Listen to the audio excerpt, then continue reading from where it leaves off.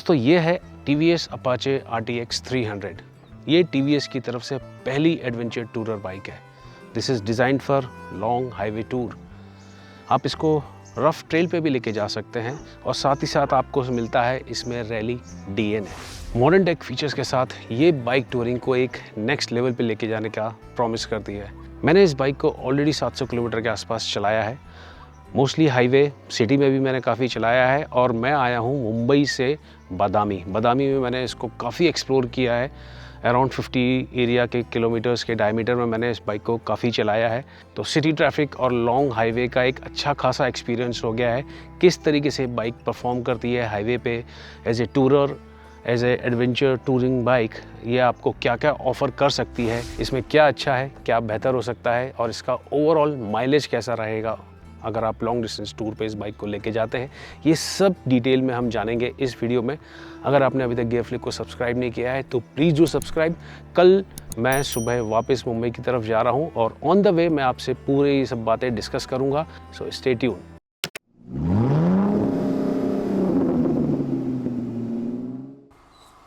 तो दोस्तों, जब भी मैं किसी राइड पे निकलता हूँ तो एक बार टायर प्रेशर ज़रूर चेक कर लेता हूँ। समहाउ इसमें टायर प्रेशर जो TPMS है वो मॉल फंक्शन दिखा रहा है, तो अभी मेरे को टायर प्रेशर समझ में नहीं आ रहा है, तो it's better to check and fill it up. तो I always carry this Agaro का टायर इन्फ्लेटर और काफ़ी हैंडी है, पोर्टेबल है, चार्जेबल है, तो किसी और चीज़ के लिए डिपेंडेंट नहीं रहना पड़ता है। And it comes with different nozzle जो आप अलग अलग यूसेज कर सकते हैं, जैसे फुटबॉल वगैरह स्पोर्ट्स यूटिलिटी जो भी इन्फ्लेटर आइटम होते हैं उसको आप इन्फ्लेट कर सकते हैं। तो अभी मैं रखता हूँ इसको यहाँ पे और टायर प्रेशर चेक कर लेता हूँ। 32 is the ideal tyre pressure for RTX 300। तो लेट मी चेक। इसको पहले ऑन कर लें। ये ऑन हो गया है। इसमें 4 मोड आते हैं। तो पहला बाय डिफ़ॉल्ट कार का रहता है, उसके बाद बाइसिकल का, बाइक का और फिर फुटबॉल का। तो वो प्रीसेट हैं आपके पास, तो जो भी आपको अपने हिसाब से अगर टायर प्रेशर रखना है तो you can set from here और अपने हिसाब से टायर प्रेशर आप अपनी गाड़ी में भर सकते हैं। तो अभी मैंने बाइक का किया है विच इज़ 35। मैं इसको माइनस कर देता हूँ। Let's say I put it 31 because bike running होगी तो और टायर प्रेशर अपने आप बढ़ता है। तो आई डू 31। TPMS में जैसे मैंने बताया एरर आ रहा है, वो ढंग से रीड नहीं कर पा रहा था, तो 30 रीडिंग बता रहा है। Any how I do start करता हूँ इसको और ये 31 पे अपने आप ऑटो कट हो जाता है। डन। मुझे ज़रूरत नहीं थी बट फिर भी मैंने एक बार चेक कर लिया, बिकॉज जब अकेले जब भी आप राइड करते हैं तो ये चीज़ें आप लोगों को तकलीफ़ नहीं देनी चाहिए। तो it is always to be proactive और इन चीज़ों का अगर आपके पास है तो उसको यूज़ कर लेना चाहिए। ओके, यहाँ पे इट्स 29, तो मैंने सेट कर रखा है 32। I will again start.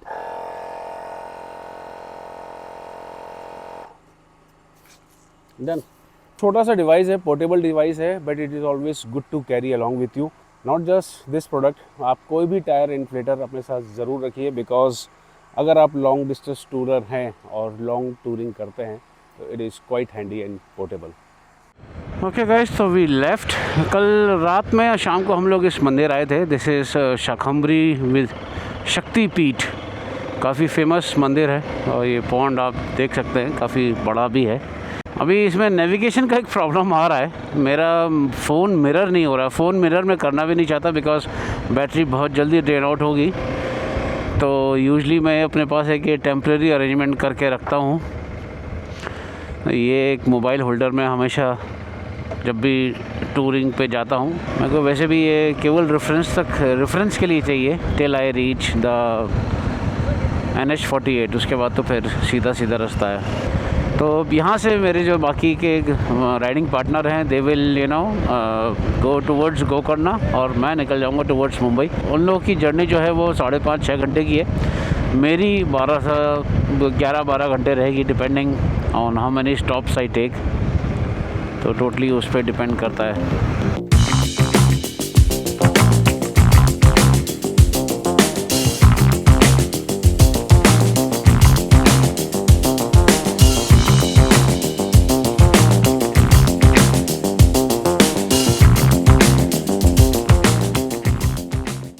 मैं जो फ्यूल है वो पूरा टॉप अप करा लेता हूँ इधर उधर, और फिर जैसा कि आप लोगों को बोला तो टैंक टू टैंक मेथड में फिर आप लोगों को एक्चुअल माइलेज बताऊंगा अपने नेक्स्ट फ्यूल स्टॉपेज पे। और डाल दो जितना आता है यहाँ तक।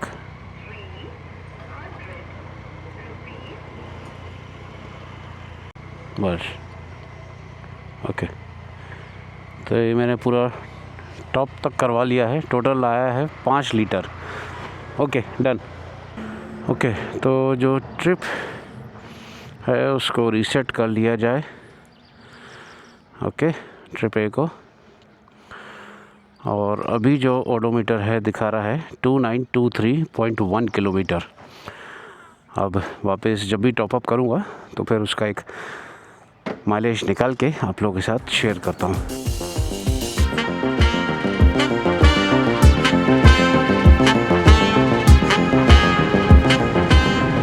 एक चीज़ जो मैंने सबसे ज़्यादा नोटिस में आई है मेरे ये है 4000 आरपीएम के बाद जब तक आप 6000 आरपीएम पे नहीं पहुंच जाते आपको एक रेगुलर बज़ मिलेगा फुटपैक पे, हैंडल बार पे।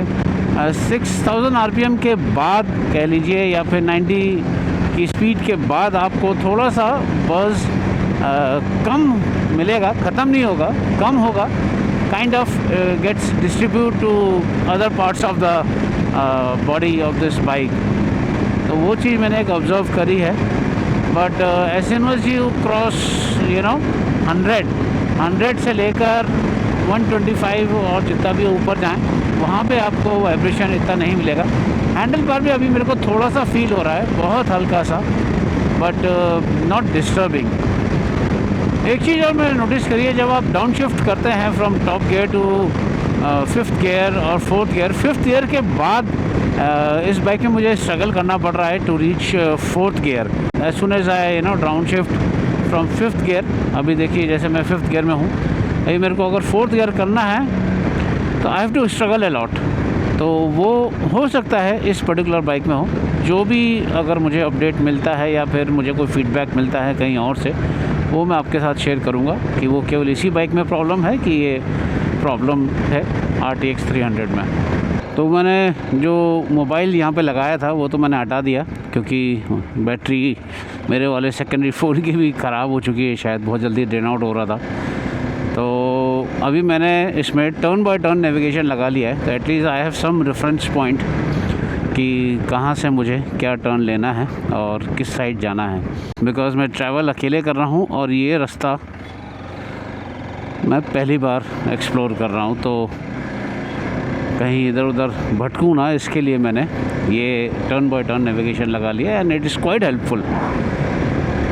और इसमें मेरे फ़ोन की बैटरी भी नहीं जाएगी। तो अगर आप स्क्रीन मिररिंग नहीं करना चाहते हैं तो this is another option which will help to save your battery, और साथ ही साथ आपको नेविगेशन भी मिल जाएगा। और फिर भी अगर आपको लगता है कि आपको आपके फ़ोन की बैटरी बहुत ज़्यादा यूज़ हो रही है, तो you can charge on the go. यहाँ पे आपको USB चार्जिंग पोर्ट दिया है, और इसमें एक नहीं 2 पोर्ट आते हैं। तो आप अपने मोबाइल डिवाइस के साथ अगर कोई भी गैजेट भी अगर कोई चार्ज करना चाहते हो, जैसे GoPro है या कुछ और गैजेट आपको चार्ज करना हो, तो you can do on the go. Suspension इस बाइक के वाकई में बहुत अच्छे हैं। हालांकि 19 इंच का व्हील है ये। अब 19 इंच में इसलिए कह रहा हूँ क्योंकि मैं चलाता हूँ हिमालयन 450 और मुझे आदत है 21 इंच के व्हील की। तो वो जिस हिसाब से शॉक्स लेता है सस्पेंशन उसका इतना अच्छा है कि इस टाइप के रास्ते वहाँ पे उस बाइक में मेरे को पता भी नहीं चलते हैं। इसमें भी नहीं पता चल रहा है, बट हाँ वो 19-20 या 19-21 का जो फ़र्क होता है वो फ़र्क आपको इसमें महसूस होगा। बिकॉज़ इस टाइप के सड़कों पे बाइक ये डेफिनेटली काफ़ी कंफर्टेबली हैंडल करती है। बट इससे पहले आप अगर 17 इंच वाली व्हीकल चलाते थे या बाइक चलाते थे तो you will definitely feel comfortable ride on this bike, क्योंकि सस्पेंशन इसके वाकई में बहुत अच्छे हैं और सबसे बेस्ट पार्ट ये है कि इसमें सस्पेंशन आप अपने कंफर्ट लेवल के हिसाब से सेट कर सकते हो, आगे भी और पीछे भी। TVS Apache RTX 300 में आपको जो टायर मिलते हैं वो है यूरो ग्रिप, और इसकी ग्रिप वाकई में काफ़ी अच्छी है। जिस तरीके के पैच में मैं अभी बाइक चला रहा हूँ, ग्रेवल हैं, गड्ढे हैं, काफ़ी अनइवन सरफेस है, but bike is performing good. मैं अपना कॉन्फिडेंस लूज़ नहीं कर रहा हूँ। मैं अभी इस सरफेस पे आराम से 70-80 की स्पीड पे बाइक को लेके गया हूँ। अभी थोड़ी सी स्पीड कम हुई है बिकॉज मैं आपसे बात कर रहा हूँ, but I am not losing my confidence, तो वो एक अच्छी बात है।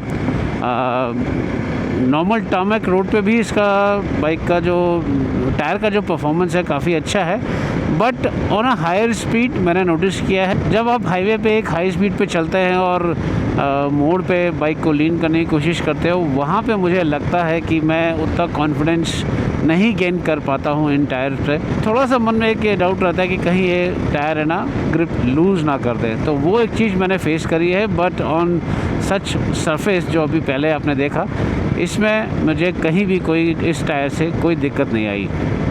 Road conditions are not that great, but trust me, suspensions are really handling this kind of road very very well, और उसकी वजह से मुझे है ना इतनी ज़्यादा डिस्कम्फर्ट नहीं महसूस हो रहा है। और जैसे कि मैंने पहले बताया है आपको, आप सस्पेंशन इसका अपने कंफर्ट लेवल के हिसाब से सेट कर सकते हैं।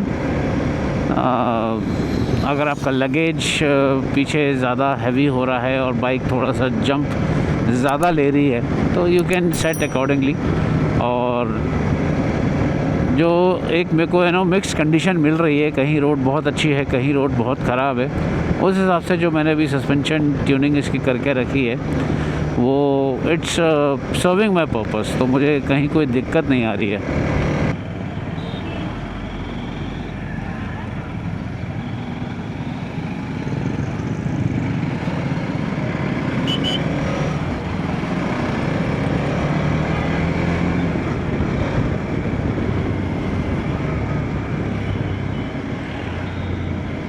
अब ऐसे ट्रैफिक में अभी जैसे आपने देखा, मैं फ्लाईओवर से, मतलब फ्लाईओवर नहीं, ब्रिज के ऊपर से जब निकल रहा था तो काफ़ी ज़्यादा हैवी ट्रैफिक था। तो ऐसे में ये जो क्विक शिफ्टर है आपके काफ़ी काम आता है।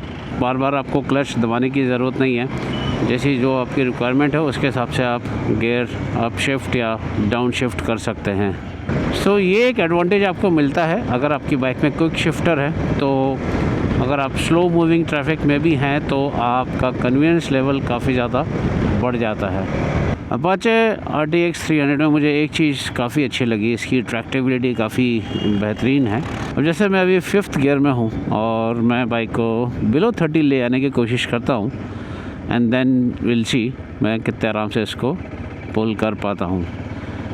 धीरे धीरे अगर मैं एक्सीलेटर दूँ तो ये even on 5th gear from 25 बहुत इजीली गाड़ी को एक मोमेंटम दे देती है और आपको ज़्यादा गियर एंगेजमेंट करना नहीं पड़ता है। जैसे कि मैंने पहले बताया, इसमें क्विक शिफ्टर है, but even though at the higher gear with low speed आप इस गाड़ी को बड़े आराम से क्रॉल कर सकते हैं।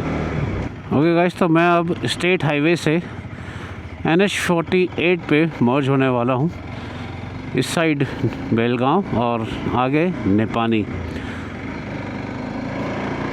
तो I am back on NH 48।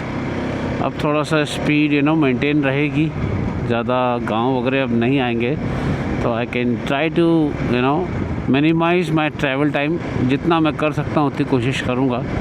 अब क्रूज़ कंट्रोल का मज़ा लेते हैं। नेशनल हाईवे है, नो ट्रैफिक, बड़े आराम से I can put my bike on cruise control और थोड़ा सा अपनी बॉडी को रिलैक्स करता हूँ। इस बाइक का इंजन वाकई में बहुत अच्छा है, बट स्टिल 80 to 100 के बीच में आपको ऐसा लगेगा कि इंजन में स्ट्रेस पड़ रहा है, थोड़ा सा स्ट्रेन आ रहा है, वो एक फील आती है। 6th गियर में होने के बावजूद भी आपको लगता है कि शायद एक गियर और मैं लगा लूँ ऊपर, सो दैट थोड़ा सा स्मूथनेस जो स्ट्रेन इंजन में फील होता है वो ना हो। बट आफ्टर 100 6000 7000 RPM क्रॉस करने के बाद इंजन फील्स लाइक स्टेबल, और फिर आपको इतना ज़्यादा स्ट्रेस फील नहीं होता इंजन में। अब इंजन और इसके स्पेक्स के बारे में ऑलरेडी आप सबको पता होगा, फिर भी एक बार और मैं आप लोगों को बता देता हूँ। It's single cylinder DOHC liquid cool engine, और ये 35.5 PS का पावर प्रोड्यूस करता है और 28.5 Nm का टॉर्क। तो डिसेंट इंजन, आपको पावर की कमी कहीं महसूस नहीं होगी। मिड रेंज इसका बहुत अच्छा है, गियर भी काफ़ी स्मूथ है। मुझे लग रहा है कि इस पर्टिकुलर बाइक में कोई इशू है, जो मैं जब डाउन शिफ्ट करता हूँ तो 5th गियर है ना कई बार अटक जाता है, मतलब I struggle to get into 4th gear. तो वो एक चीज़ मैंने इसमें महसूस करी थी, बट आई एम 100% श्योर कि ये इसी बाइक का प्रॉब्लम है। Brakes are great, maybe this bike, but पीछे के ब्रेक में इतनी ज़्यादा बाइट उतनी अच्छी नहीं है जितना कि फ्रंट ब्रेक में। और फ्रंट ब्रेक की वजह से ही हाई स्पीड में जो वो कॉन्फिडेंस आपको मिलता है, ब्रेकिंग एबिलिटी जो आती है, वो फ्रंट ब्रेक से ज़्यादा इसमें मुझे फ़ील हो रही है। And may be again for this particular bike rear brake, अगर यही ब्रेक का फीडबैक है तो फिर आई बिलीव रियर ब्रेक पे TVS को काम करने की ज़रूरत है। But I am sure may be ये इसी बाइक में प्रॉब्लम होगा, क्योंकि अभी तक जितना भी फीडबैक मिला है, brake seems okay front and rear. अब टूरिंग पॉइंट ऑफ व्यू से अगर बात करूँ इसकी राइडिंग पोस्चर, तो काफ़ी अपराइट पोस्चर है। जो राइडिंग ट्रायंगल है वो काफ़ी ठीक ठाक से बैठता है।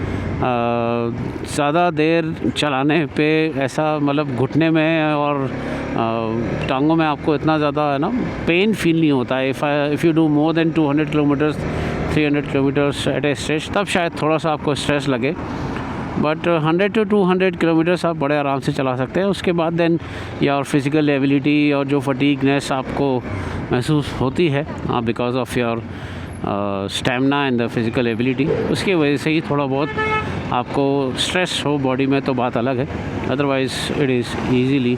अब अगर मैं राइडिंग कंफर्ट की बात कर रहा हूँ तो इसके सीट के एर्गोनॉमिक्स भी आपको बता देता हूँ।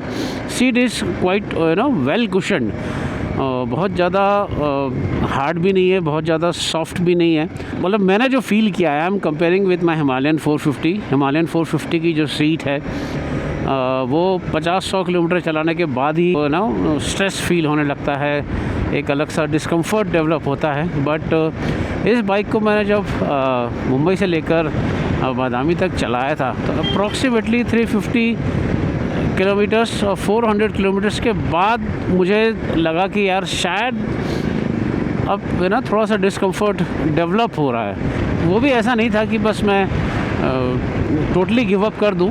It started developing, but then after 50 kilometres then I literally started feeling कि हाँ अब थोड़ा सा डिस्कम्फर्ट हो रहा है। तो सीट क्वालिटी वाकई में काफ़ी अच्छी है। You have enough space to move around, आप आगे पीछे होते हैं तो कहीं भी आपको डिस्कम्फर्ट फील नहीं होता है। ये तो राइडर की बात हो गई। पिलियन के लिए भी सीट में काफ़ी स्पेस है, and I am sure with this kind of cushion आपका जो पिलियन होंगे उनको भी इतना ज़्यादा डिस्कम्फर्ट फील नहीं होगा।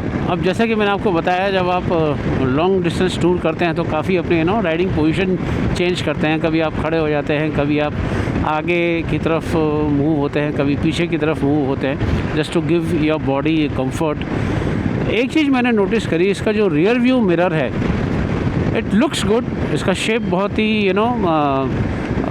एजी है, not that typical round shape या ओवल शेप के मिरर।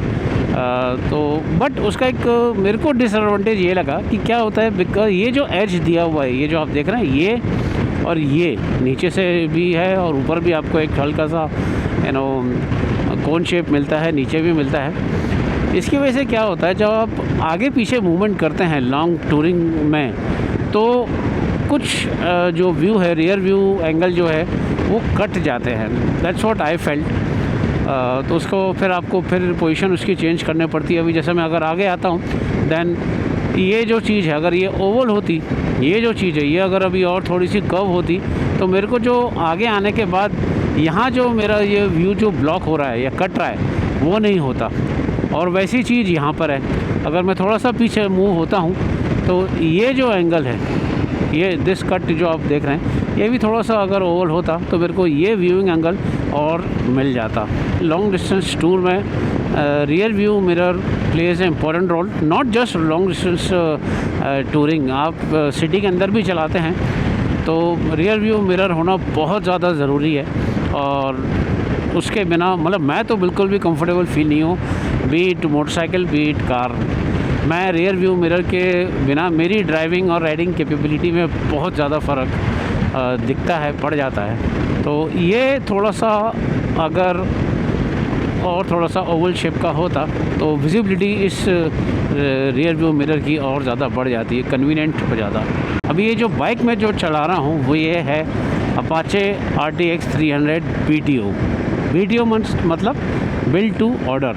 अब ये इसका top of the line model है। इसमें आपको सारी चीज़ें मिल जाती हैं जो टूरिंग पॉइंट ऑफ व्यू से काफ़ी इम्पोर्टेंट है। फॉर दैट मैटर नकल गार्ड, नकल गार्ड होना बहुत ज़्यादा इम्पॉर्टेंट है इफ़ यू आर रेगुलरली और बहुत ज़्यादा आप राइड कर रहे हैं हाईवे पे, क्योंकि पत्थर कभी उड़कर आते हैं, आगे हैवी व्हीकल जाती है उनसे पत्थर उड़ते हैं और आपके हाथ में सीधे वो लग सकते हैं। हालांकि इसमें नकल गार्ड दिया तो हुआ है, प्लास्टिक का है, बट इसकी क्वालिटी और बेहतर हो सकती थी। This part of the frame is metal but this part of the frame is plastic. तो अगर कभी बाइक गिरती है, फॉल होता है, तो आई एम 100% श्योर कि ये जो पार्ट है, ये जो आपको दिख रहा है, ये डेफिनेटली क्रैक होगा, टूटेगा। ये इसकी पॉसिबिलिटी ज़्यादा है as compare to the metal guard. Metal guard अगर बाइक अगर गिरती है ठीक ठाक इम्पैक्ट उसको मिलता है, बहुत ज़्यादा बड़ा इम्पैक्ट नहीं, छोटा मोटा इम्पैक्ट काफ़ी आराम से मेटल ले लेते हैं। थोड़ा अगर बेंड भी होता है तो आप उसको दोबारा ठीक कर सकते हो। अगर लॉन्ग डिस्टेंस और टूरिंग पॉइंट ऑफ व्यू से बात करें तो मुझे ऐसा लगता है कि नकल गार्ड की क्वालिटी थोड़ी और बेहतर हो सकती थी। बट ओवरऑल बाइक की जो बिल्ड क्वालिटी है, फिट एंड फिनिश है, बटन्स हैं, यू नो द प्लास्टिक जो भी यूज़ हुई है बहुत ही बहुत ही अच्छी क्वालिटी की इसमें प्लास्टिक यूज़ हुई हैं, बटन्स यूज़ हुए हैं, फिट एंड फिनिश आपको बहुत अच्छी मिलती है। पैनल गैप में कंसिस्टेंसी है, कहीं भी कम ज़्यादा पैनल गैप्स नहीं है। आपको देखते ही समझ में आ जाएगा कि TVS ने क्वालिटी में कहीं कोई कंप्रोमाइज़ नहीं किया है। ये जो पोर्शन है, ये जो ब्लैक फाइबर है, ये थोड़ा सा और स्लीक हो सकता था। बहुत ज़्यादा प्लास्टिक और ये ब्लैक पार्ट इम्पोज होता है, मतलब it's all over your face, तो ये थोड़ा सा स्लीक हो सकता था।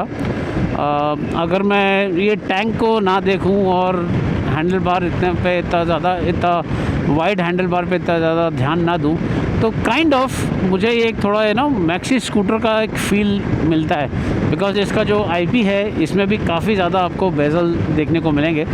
तो somehow if I'm just looking at this part of the portion तो ये मुझे एक मैक्सी स्कूटर का फील आता है। May be it's my thought point of view, आप लोग इससे नहीं एग्री करते होंगे, मुझे ऐसा लगा तो मैंने जस्ट अपना पॉइंट आप लोगों के सामने रखा है। This could have been better, but ऐसा नहीं है कि इसकी वजह से ये पूरी बाइक ख़राब लगती है, ऐसा बिल्कुल भी नहीं है। It's just my perspective, it's my point of view, तो I just thought I will share it with you guys. Wind buffeting आपको इस लेवल तक बिल्कुल भी नहीं आएगी, मतलब ये जो लेवल है ना यहाँ पे मेरा अभी हाथ जा रहा है, बट जैसे ही ये हाथ में ऊपर करता हूँ you start feeling the wind. और मेरी हाइट के हिसाब से मैं हूँ 5'11", मेरा जो हेलमेट है ये एडवेंचर टूरिंग हेलमेट है और इसमें जो बीक लगी हुई है, इस हाइट पे आते आते वो बीक पे बहुत ज़्यादा विंड ब्लास्ट आता है और उसकी वजह से विंड नॉइज़ भी हेलमेट के अंदर काफ़ी आपको सुनने को मिलेगी।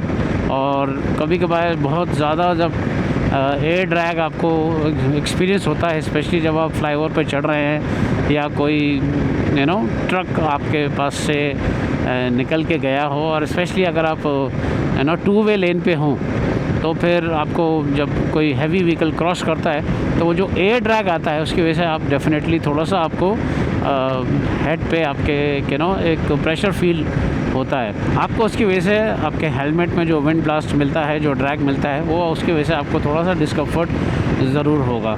विंडशील्ड की क्वालिटी बहुत अच्छी है, ज़्यादा वाइब्रेशन वगैरह इस पर फील नहीं होता है। वाइब्रेशन टच करेंगे तो फील होगा, बट इट डजंट शेक नहीं होता है। हाई स्पीड पे गड्ढों पे जाते हैं तो it doesn't shake. Width quality बहुत अच्छी है, बट हाँ, आपको इसमें एक एक्सटेंडर की ज़रूरत ज़रूर लगेगी। अगर आप long distance touring highway regular करते हैं और आप मेरे जैसा हेलमेट अगर आप पहनते हैं, एडवेंचर टूरिंग हेलमेट पहनते हैं, तो ये आपको एक एक्सटेंशन की ज़रूरत ज़रूर लगेगी ऑन योर विंडशील्ड। और फीचर्स टीवीएस ने भर भर के दिए हैं। Once you enter the IP, आपको 4 राइड मोड मिल जाते हैं, अर्बन, रेन, टूर और रैली। अब रैली में ये आप ABS स्विच ऑफ कर सकते हैं। रियर जो ABS है वो स्विच ऑफ हो जाता है, तो जब भी आप किसी ग्रेवल या ऐसी जगह पे जाते हैं तो ABS is totally switched off.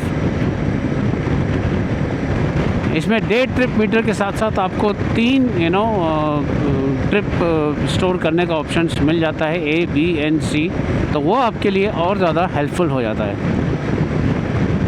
इसमें आपको हेडलाइट की इंटेंसिटी कम करनी है, ज़्यादा करनी है, ऑटोमेटिक मोड पे रखना है, वो सब आप कर सकते हैं। अब हेडलैम्प जैसे मैं इसको ऑटो में रखता हूँ तो you don't have to manually switch on the headlamp. जैसे ही अंधेरा होगा हेडलाइट अपने आप जल जाएगी।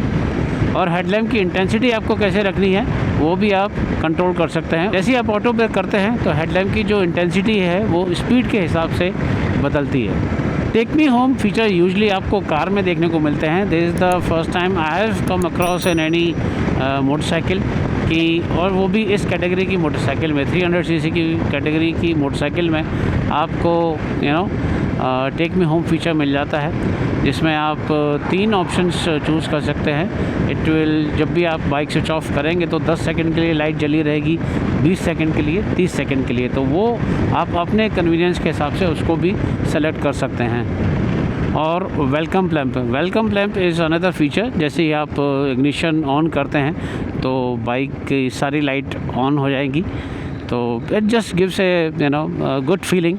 ग्रुप में आपकी बाइक अलग ही नज़र आएगी। और सच में बताऊं तो इसका जो हेडलैम्प का जो डिज़ाइन है, जो शेप है और जो DRL है, दिस इज़ अमेजिंग। मतलब देख के लगता है कि यार आपको एक बहुत ही बड़ी और महंगी गाड़ी या बाइक में बैठे हैं।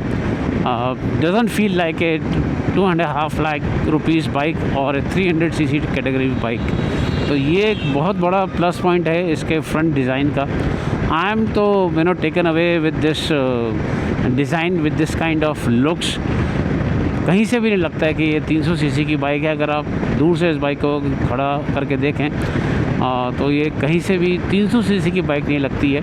और जब आपको प्राइस पता चले तो आप प्राइस के हिसाब से भी 2.5 लाख की बाइक ये कहीं से भी नहीं लगती है, बिकॉज़ ये एक tech loaded feature rich bike है और इसमें आपको हर वो चीज़ें मिल जाएंगी जो आपने पहले कभी किसी 300 सीसी कैटेगरी की बाइक में नहीं उम्मीद करी थी। हैंडल बार इसका काफ़ी वाइड है, बट फॉर माई लाइकिंग और मेरा जो कंफर्ट है वो, अगर इसका हैंडल बार थोड़ा सा रेज और होता या इसको आफ्टर मार्केट में करवा लूँ तो मेरा जो सिटिंग कंफर्ट है और ज़्यादा एनहांस हो जाएगा, बढ़ जाएगा, कन्वीनियंस बढ़ जाएगी। और जो थोड़ा बहुत फटीग मेरे को शोल्डर पे फील होता है after a like 500-600 kilometres ride, वो मेरा काफ़ी कम हो जाएगा, दैट इज़ फॉर श्योर। वहीं अगर इसके स्विच की बात करूं तो स्विच का जो बटन्स हैं काफ़ी क्वालिटी बहुत अच्छी है, प्लेसमेंट बहुत अच्छा है। चलाते वक्त अगर आपने 1-2 बार बाइक चला ली, एक बार भी बाइक चला ली, तो आपको पता है आपका हर बटन आपके रीच में है। ज़्यादा आपको ढूंढना और स्ट्रगल नहीं करना पड़ता है कि कौन सा बटन कहाँ पर है। अगर 1-2 बार आपने इसका IP नेविगेट कर लिया है ये टॉगल बटन से, तो आई एम श्योर आप बिना देखे वो भी इसको बड़े आराम से कर सकते हैं। It is so well made and well designed and every button is with in reach. अब इसमें आपको टायर हगर भी मिलता है। टायर हगर की क्वालिटी बहुत अच्छी है। हालांकि मैंने इसको कभी अपने चलते हुए नहीं देखा है, बट आई एम श्योर जो इसका क्वालिटी है, जो स्टडीनेस है, जो फिट एंड फिनिश है, उतना ज़्यादा वाइब्रेट नहीं होता होगा जैसा यूजली अदर बाइक्स में होता है। बिकॉज़ और मैं इसलिए इतनी कॉन्फिडेंटली बोल रहा हूँ बिकॉज़ मैंने इसको फील करके देखा है। मैंने इसको पुश करके देखा है टायर हगर को, वो इतनी जल्दी है no it doesn't feel like loose at all. तो वो चीज़ मुझे इसकी काफ़ी अच्छी लगी। यूजली हर बाइक में सारी गार्ड आता है, but this is being BTO, build to order. आप टायर अगर लगा सकते हैं और इससे आपका गाड़ी का लुक के साथ साथ इसकी जो फंक्शनैलिटी है, इसका जो पर्पस है, वो और ज़्यादा बढ़ जाता है।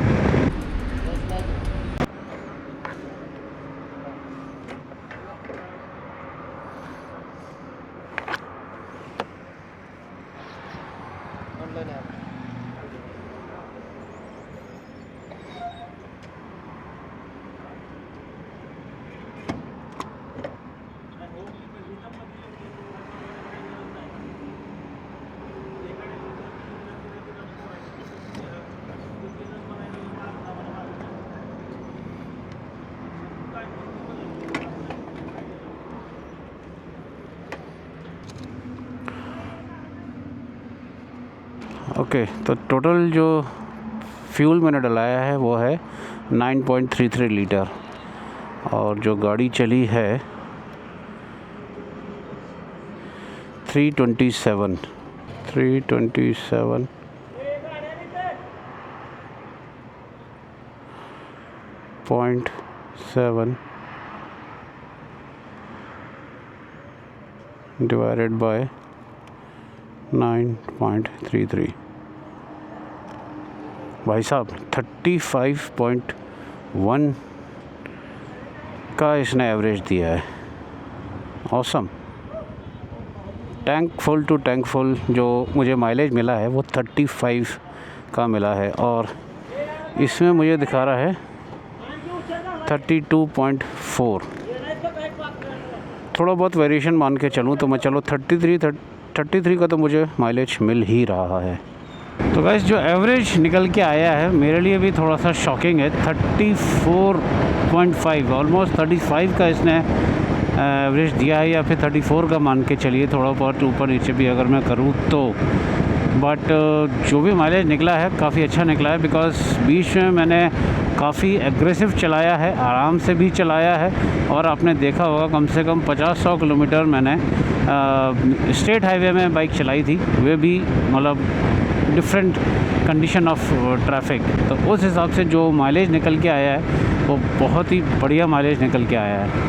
अगर आप पिलियन के साथ राइड करते हैं विथ योर लगेज, मेरे ख्याल से 32 के आसपास, 31-32 का एवरेज आप एक्सपेक्ट कर सकते हैं on a long highway tour.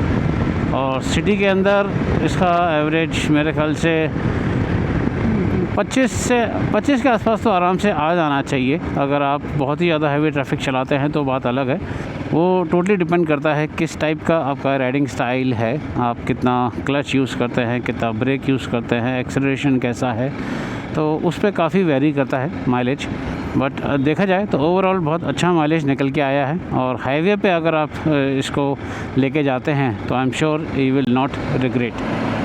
अब इसकी टैंक कैपेसिटी 12.5 लीटर का है, बट जिस हिसाब से माइलेज निकल के आ रहा है आप 300+ किलोमीटर आराम से कर सकते हैं वन को, जो एक long distance travel point of view से काफ़ी है। लगेज कैरिंग कैपेसिटी और लगेज माउंटिंग के ऑप्शंस की अगर बात करें तो मैं इस समय एक वीक की राइड पे गया था बाहर, बादामी, इट्स इन कर्नाटका। मैंने एक टेल बैग रखा है, और मेरा जो टैंक बैग है ये एक्चुअली मैग्नेटिक टैंक बैग है, तो जो इस टैंक में नहीं आ पाएगा because this is a plastic tank. तो इसको मैंने टेल बैग के ऊपर ही माउंट कर रखा है और काफ़ी स्टर्डी है, नो इश्यूज़ इन दैट। और इस गाड़ी में बिकॉज इसका जो टेल रैक है, यहाँ पे जो रैक है जिसमें आप टॉप बॉक्स वगैरह माउंट कर सकते हैं, काफ़ी स्ट्रॉन्ग है, काफ़ी स्टर्डी है। और अगर आप टॉप बॉक्स भी अगर नहीं लगाते हैं तो इस तरीके से मेरे जैसे मैंने टेल बैग को माउंट किया है वैसे आप कर सकते हैं। क्योंकि मैं पिलियन के साथ राइड नहीं कर रहा हूं, तो मैंने पिलियन सीट और आधा जो रैक है उसको यूज़ किया है, so that I have enough space. वैसे भी अगर मैं केवल पिलियन सीट पे अगर टेल बैग को रखता तो मेरे पास काफ़ी जगह थी मूवमेंट के लिए। और इसमें माउंटिंग के लिए आपको काफ़ी सारे ऑप्शंस मिल जाते हैं। यहाँ पे ऑलरेडी अगर आप फुटपैक पे देखें तो यहाँ पे ग्रूव्स बना रखे हैं सो दैट आप बंजी कॉर्ड या कुछ और तरीके से अगर अपने सामान को या लगेज को बांधना चाहते हैं तो काफ़ी आराम से कर सकते हैं। ये जो एरिया है इसको अगर प्लास्टिक कवर से बंद नहीं कर तो ये एरिया भी आपका ओपन रहता, तो माउंटिंग के लिए आपको और ज़्यादा ऑप्शंस मिल जाते। उसके बावजूद भी ये फ्रेम और ये जो फुटपैक के पास उन्होंने ये ऑप्शंस जो दिए हैं ये काफ़ी हैं आपके एक लगेज सिस्टम को कैरी करने के लिए।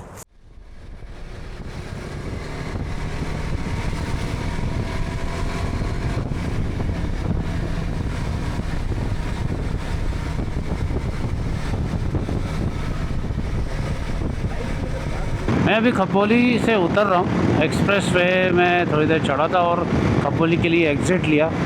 और लाइट का थ्रो पिच डार्क में बहुत अच्छा है, एटलीस्ट विजिबिलिटी अच्छी है, ठीक ठाक है। बट हाँ यही अगर आप थोड़ा सा भी टू वे ट्रैफिक में अगर बाइक चलाएंगे तो लाइट का जो इंटेंसिटी है और थ्रो है वो कट हो जाता है और उसकी वजह से आपको इनकन्वीनियंस डेफिनेटली फील होगा।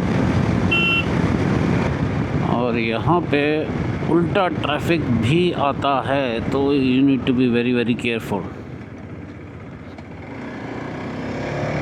इसमें आप अगर सैडलिंग करते हैं खड़े होके, अगर यू नो बॉडी को स्ट्रेच करते हैं तो आपका कंट्रोल बहुत अच्छा रहता है, बिकॉज टैंक का जो शेप है वो नी में बहुत अच्छे तरीके से यू नो अलाइन होता है और उसकी वजह से आपका जो कंट्रोल है over the tank with the knee काफ़ी आपको कॉन्फिडेंस देता है। तो ये चीज़ और काफ़ी अच्छी लगी मुझे TVS अपाचे RTX 300 की।